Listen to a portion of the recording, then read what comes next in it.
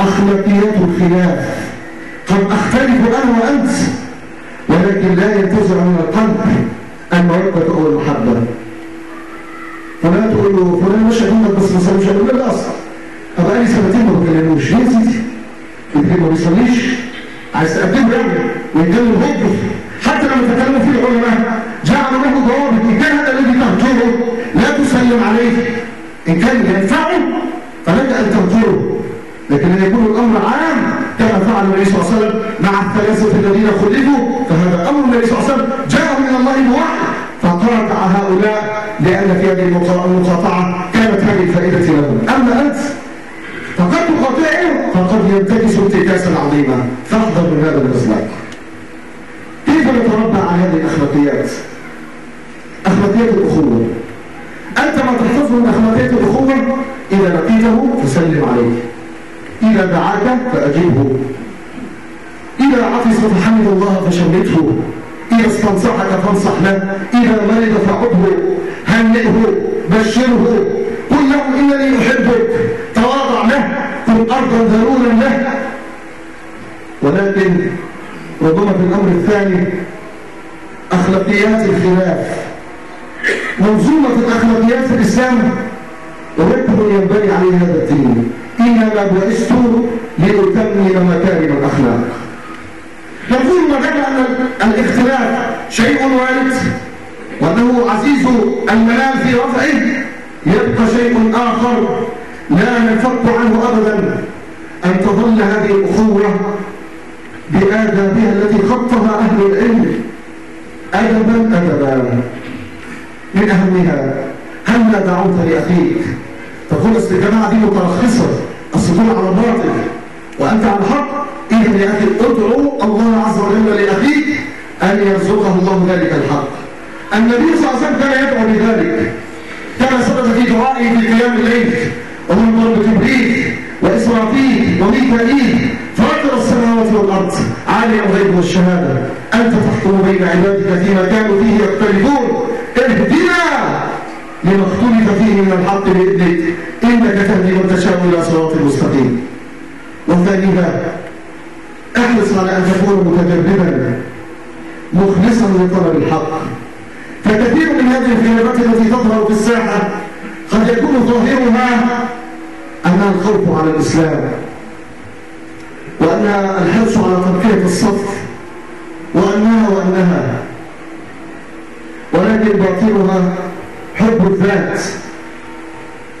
فاهتم بهذا الأمر واسأل نفسك عنه جيدا، كن مخلصا، ولا تجعل هذه الحزبية اللطيفة تعنيك على أن تصدع بالحق وأن تقول هذا الحق وأن تكون منصفا. وفي هذا المجال لا يفوتنا أبدا أن نشكر فضيلة الدكتور محمد إسماعيل في محاضرته الذكية النقية التي جاءتنا أخبارها على شبكة الإنترنت، حينما وجه شكرا لفضيلة المرشد مرشد جماعة الإخوان المسلمين، وهي كلمة أكررها دائما ولا يجب على هذا الأمر إلا الدكتور محمد إسماعيل أن يكون منصفا بحق، يكون شكرا لمرشد الإخوان فيما كان له من موقف حازم حين هبت هذه الهوجاء التي تعاطف معها أهل مصر البسطاء المساكين من دعائهم أو محبتهم أو مع تعاطفهم لهذا الرجل المقيت زعيم حزب الله حسن نصر الله.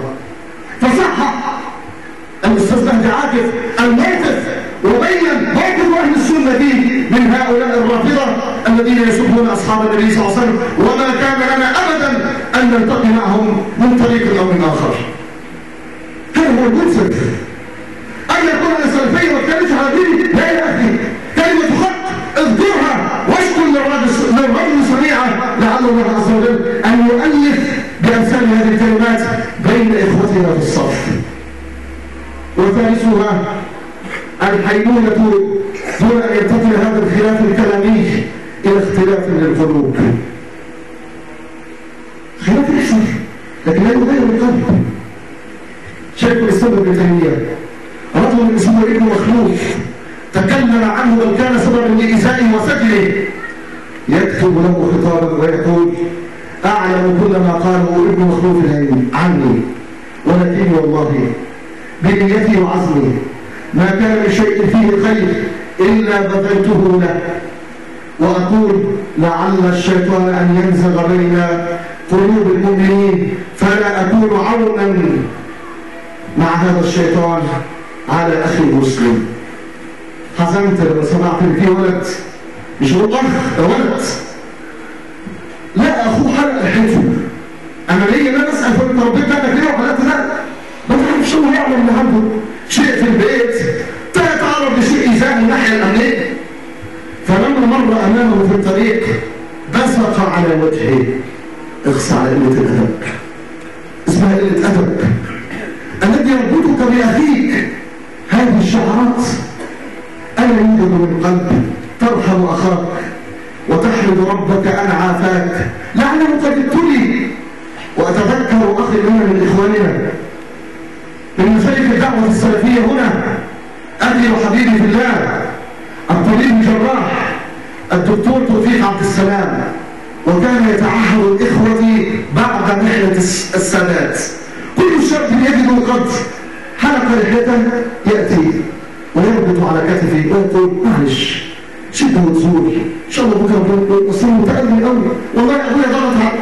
كن متنفقا ارحم عباد الله عسى ان يرحمك الله، ولا تتشفى ولا تتشمت، فانك لا تدري القلوب بين اصبعين من اصابع الرحمن، من شاء الله عز وجل ثبته ومن شاء ازاغه.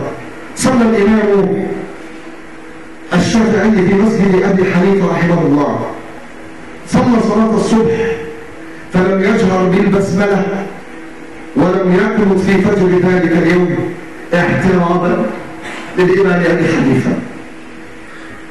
شيخ الاسلام ابن تيميه اذاه اهل مصر ولا ادري، نحن دائما اذيه للناس وقد نكون سببا لسعاده الناس.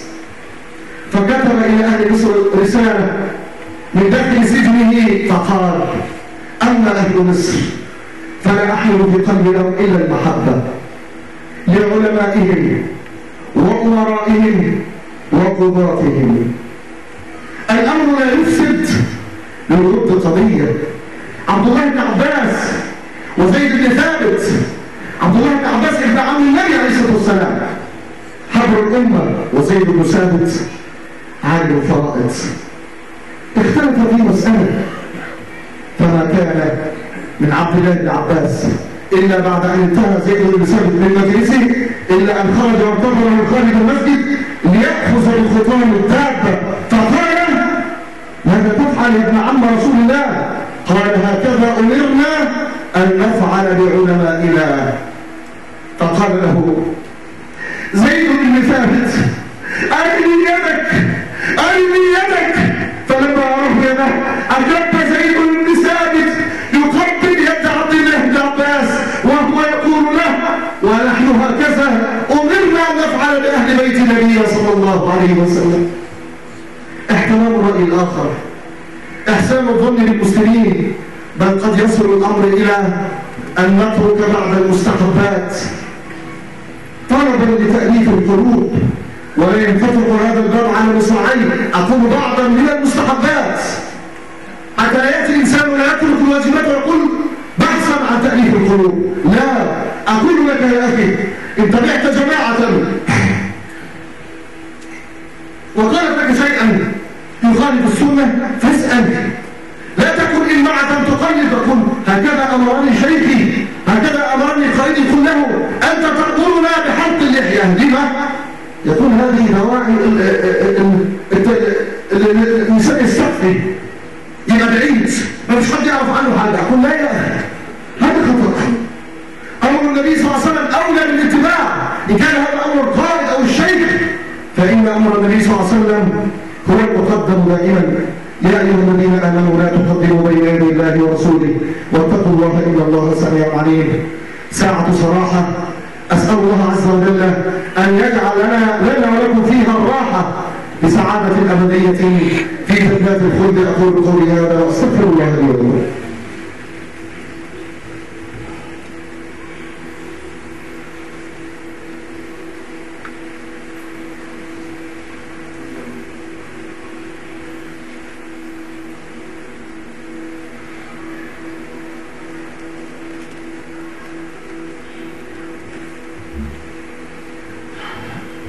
الحمد لله رب العالمين، والعاقبة للمتقين، ولا عدوان إلا على الظالمين، والصلاة والسلام على المبعوث رحمة للعالمين، قائدنا وحبيبنا محمد صلى الله عليه وسلم، قائد الغر المحجلين. ونبقى السؤال: ماذا قدمت لدين الله؟ الأمر سهل ميسور. اعقد العزم وجدد النية وخذ خطوة إلى الأمام واستمع إلى أحوال من سبقوك، تجد أن الأمر سهلا ميسورا. قال أحد الحكماء بعد أن طالع هذا الدين وانبهر به وقرأ عنه وربما تعرف على بعض من أحوال أهله، قال: يا له من دين لو كان له رجال. فكن أنت رجلا. الدعوة ليست حكرا على أحد. الحركة بهذا الدين لا يكون بها طائفة فقط، إنما تشمل جميع القطاعات كما ربى النبي صلى الله عليه وسلم أصحابه، فكان فيهم الصبي الصغير ابن 10 سنين يبحث عن أبي جهل. لما؟ لأنه هو مهمة محددة، عايز أشوفه. لو شفته في بدر، في أرض بدر، أنا هقتله. يعني إيه موجود أقتله قتلا؟ لا. يعني بسبب إيه يعني؟ لأنني سمعت أنه يسب رسول الله صلى الله عليه وسلم. بس ولد صغير 10 سنين، دي المهمة بتاعته اللي بيقول بيها. في أي بيت تربى؟ معاذ بن عفراء ومعاذ أو معوذ بن عمرو بن الجموح. أما من واقعنا المعاصر فأصف البشرى لإخواني. أصغر صبية ممن اهتدوا إلى دين الإسلام في دولة الكويت منذ أشهر، صبية فلبينية عمرها 9 سنوات، تقيم في بيتها مع أبيها وأمها الذين لا يزالون على نصرانيتهم. إذاعة القرآن الكريم أجرت معها حديثا فخم. كيف دخلتين؟ قالت: دخلت عن طريق أمي، عن طريق خالتي. خالتها أسلمت منذ سنين وأسلمت البنت بعد ذلك. العجب العجاب في الأمر أن الأب والأم لم يفعلوا كما فعل آباؤنا وأمهاتنا حينما خرج الشباب إلى المعتكف. بحمد الله كل من اعتكف معنا خرج وقد أطلق لحيته، لكن ما هي التحيلة هنعمله إيه؟ لازم الأب يقول له: لا بلاش المنظر ده، وده اللي كده دول يحسد واستريح. أما هذه البنت تقول: لم أجد عنة ولا مشقة. طب انت لو تعمل ايه؟ قالت: سوف أدعو أمي أولا ثم أدعو أبي بعد ذلك. اللهم نسأل أن يوفقها إلى هذا الأمر. صبي في بيت ترعاه خادمة، وما أكثر الخدم في الخليج، ولكنه قد يكون فيه نفع كبير للصالحين من أهل الخليج. فقد علمت من أحد الإخوة المستقيمين الملتزمين أنه يأتي بالخادمة لا تدين بدين الإسلام فيحسن إليها وتحسن زوجته إليها، ثم لا تلبس إلا أن تخرج من عنده وقد اعترقت هذا الدين. يقوم على نفقته بمساعدتها لأداء الحج والعمرة، ثم تلحق بأهلها ويأتي بثانية وثالثة وهلم جرا. الولد عنده 6 سنين، قاعد مع خدامة هندية أو سيلانية وهو يردد: قل هو الله أحد الله الصمد. وكنت لما الولد يردد بقت الخدامة بتردد زي: قل هو الله أحد الله. وهي إيه؟ مفيش إله بتعبده ولا حاجة. ثم في يوم من الأيام قالوا لها: أنا أقوم أصلي، أنت لما لا تصلي؟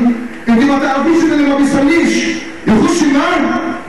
وهنا دخلت الأم الموفقة فوجدت الخادمة تبكي من جنون هذا الصبي الصغير.